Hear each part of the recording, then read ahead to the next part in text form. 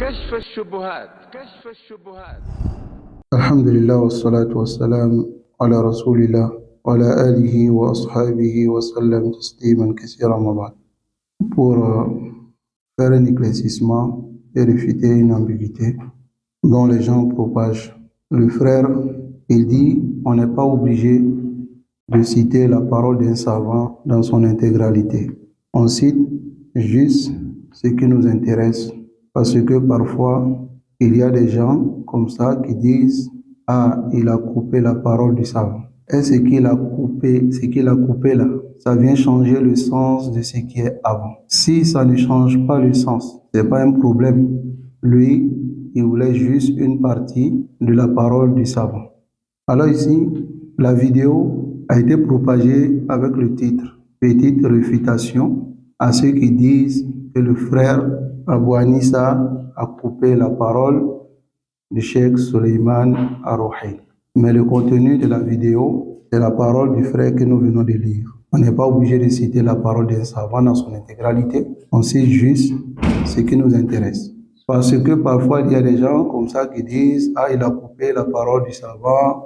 Est-ce que ce qu'il a coupé là, ça vient changer le sens de ce qui est avant? Si ça ne change pas le sens, ce n'est pas un problème. » La réponse à cela, nous disons que la parole est claire. On peut couper même dans un hadith pour argumenter.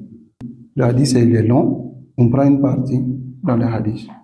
Même dans un verset, on peut prendre une partie dans le verset. Masalan, si je vais exhorter les gens sur la patience, je prends seulement la partie où Allah dit wasbiru inna Allah ma'as sabir. Là, il n'y a pas de problème. Et la parole est claire dans ce sens. La parole est claire. Mais vu que la vidéo a été publiée avec ce titre, alors nous disons, parce que le titre et puis la parole qui est dans la vidéo ne sont pas pareils. Voyez, Abou Anissa a-t-il seulement coupé?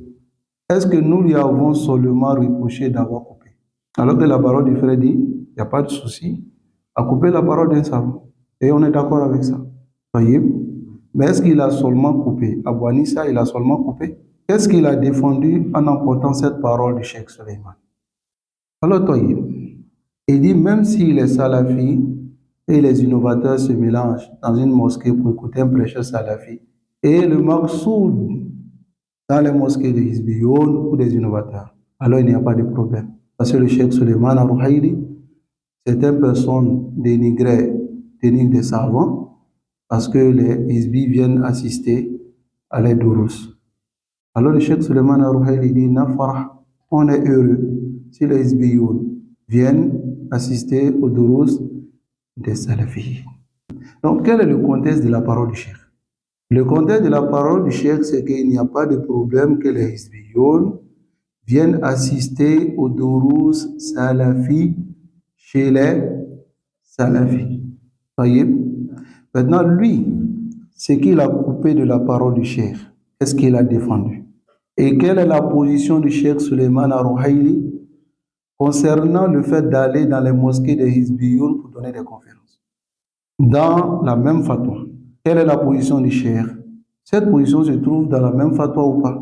Maintenant, s'il mettait toute la fatwa, est-ce que le Cheikh ne montre pas son désaccord sur le fait d'aller chez les Hizbiyoun et les innovateurs pour prêcher, pour faire des conférences?